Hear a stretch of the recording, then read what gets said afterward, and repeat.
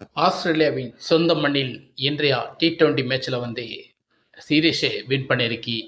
Australia சொந்த மண்ணில் சாதனை படைச்சிருக்கு. இன்னொரு சாதனையும் இந்தியா படைச்சிருக்கு. இதுவரைக்கும் 2020 சீரீஸை இந்தியா சூரியகுமார் தலைமையில இதுவரை இழந்ததில்லை. எல்லா 2020 T20 சீரீஸை எல்லாம் வின் பண்ணிட்டே வருது நம்முடைய இந்திய டீம் இப்போ வலுவான நிலையில 2020 டீமே நமக்கு அமைக்கப்பட்டிருந்தாலும் ஒன் டே டீம் எப்படி இருக்கிறன்னு அதை பற்றி இப்ப பேசல. ஆனா இந்த T20 மேட்சை சூரியகுமார் தலைமையில இந்தியா வின் பண்ணிட்டே இருக்கு. கௌதம் கம்பீரின் தலைமை பயிற்சியாளர் தலைமையில கௌதம் கம்பீருக்கு பல நெருக்கடிகள் உருவாகி கொண்டே இருக்கிறது. அதை பற்றி தான் நம்ம இந்த வீடியோல பேச போறோம். வாங்க வீடியோக்குள்ள போலாம்.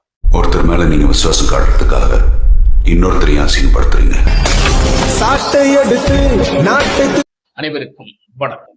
T20 சீரீஸ்ல 5வது 2020 மேட்சை இந்தியா விளையாடும் போது மழை குறுக்கிட்டதால அந்த மேட்ச் நடக்காமல் போயிட்டது. இருந்தாலும் இந்தியா நல்ல ஒரு தொடக்கத்தை தான் கொடுத்தது. இந்த மேட்சை இந்தியா வின் பண்ணுமா பண்ணாரா என்று பல குழப்பங்கள் இருந்தது. இருந்தாலும் இந்தியாவோட பேட்டிங் வரிசையை பார்க்கும்போது அபாரமாக விளையாடியது.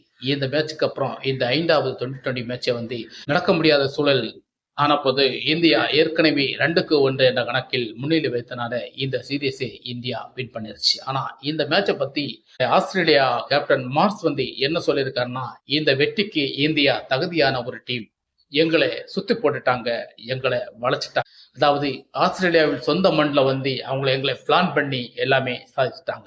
இந்த வெற்றி நிச்சயமாக இந்தியாவுக்கு பொருத்தமான ஒரு வெற்றி தான். இந்த சீரீஸை வின் பண்ணுவதற்கு இந்தியாவுக்கு தகுதி இருக்கிறது என்று தான் அவர் சொல்லியிருக்காரு. அது மட்டுமல்ல, இந்தியா உலக தரந்த வாய்ந்த டீம் என்று மீண்டும் நிரூபிச்சுட்டு தான் இருக்கான்னு சொல்லி இந்தியாவை பாராட்டிருக்காங்க. எந்த கேப்டனா இருந்தாலும் இந்தியாவை இந்த அளவுக்கு பாராட்ட மாட்டாங்க. அதே போல தன்னுடைய டீமே அந்த அளவுக்கு குறை சொல்லணுமானே நினைக்க மாட்டாங்க. ஆனா இவர் அப்படி அல்ல.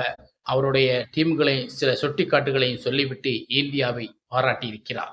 இந்தியாவின் இந்த டீம் ஒத்துழைப்பு, ஒரு ஒத்தாமை, இந்த மாதிரி சில விஷயங்கள் எல்லாம் இருக்கும்போது இந்தியாவை யாரால் சாதிக்க முடியாது. ஆனால் சாதிக்க முடியுமானா அது எங்களால் மட்டும்தான் முடியும். மீண்டும் அடுத்த விளையாட்டில் நிச்சயமாக இந்தியாவை சந்திக்கும் போது ஜெயிப்பதற்கு நிச்சயம் முயற்சி பண்ணுவோம் அப்படின்னு சவால் கூட விட்டிருக்கிறார் மாஸ்.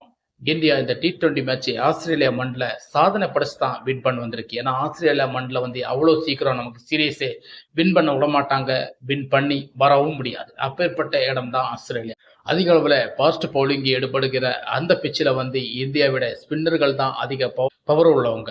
இவங்களை வச்சு எப்படி நம்ம அந்த இடத்துல கப் எடுக்க முடியும்? ஆனா கப் எடுத்துட்டு இந்தியா வந்தது.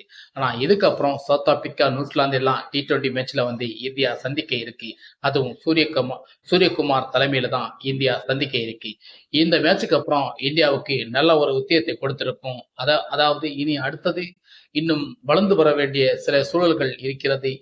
வேர்ல்டு கப் மேட்ச் வரைக்கும் இந்தியாவிட இந்த செயல்பாடுகள் எல்லாம் நல்ல ஒரு விதமாக போய்கொண்டிருக்கு. கௌதம் கம்பீர் கேப்டன்ஷிப் பயிற்சி இது நல்லாக இருக்கிறதா என்று நீங்கள் கேட்டால் நிச்சயமாக அதை எடுத்துக்கொள்ள முடியாது. ஏன்னா அவருடைய பயிற்சி ரொம்ப என்ன சிந்திக்கிறார், எப்படி சிந்திக்கிறார், என்ன பண்றார் என்று நம்மளால புரிஞ்சுக்க முடியாத அளவிற்கு சில விஷயங்களை பண்ணிட்டு இருக்கிறாரு. ஆனா வெளியில் சொல்லப்படுவது அது சில இதாக இருக்கிறது. 2027 உலகக்கோப்பை மேட்சுக்காக பிளேயர்களை டெஸ்ட் அடிக்கிறாங்கன்னு சில விஷயங்கள், குறைபாடுகள் இருக்கிறது. ஆனால் போற இடத்துல கப்பை வின் பண்ண பார்க்கணும். இங்கே டெஸ்ட் அடிப்பது முயற்சி அல்ல. அடுத்த பிளேயர்கள், அடுத்த 11 யாரை உருவாக்குவது என்பதான தீர்மானத்தில் கம்பீர் சில முயற்சிகளை எடுக்கிறார் என்று தெரிகிறது. இருந்தாலும் ஒரு நல்ல முயற்சி தான். ஆனாலும் பயிற்சி தலைமையில் கம்பீருக்கு அந்த அளவுக்கு சில விஷயங்கள் இல்லை என்பதுதான் சுட்டிக்காட்டாக இருந்துட்டு இருக்கு. ஆனா இதை அத்தனையும் சாதிச்சு கொண்டுதான் கம்பீர் வந்துட்டு இருக்காரு. அவரு தலைமையில தான் டீம் இருந்துட்டு இருக்கு. அவரு தலைமை அவ்வளோ சீக்கிரம் மாற்றவும் முடியாது. அதற்கு பெரிய விஷயங்கள் எல்லாம் அரசியல் இருக்கிறது. அது உங்களுக்கு புரிஞ்சிருக்கும்னு நினைக்கிறேன். மீண்டும் அடுத்த வீடியோவில் சந்திப்போம். வணக்கம். ஒருத்தர் மேல நீங்க விசுவாசம் காட்டுறதுக்காக இன்னொருத்தரையும் அசிங்கப்படுத்துறீங்க.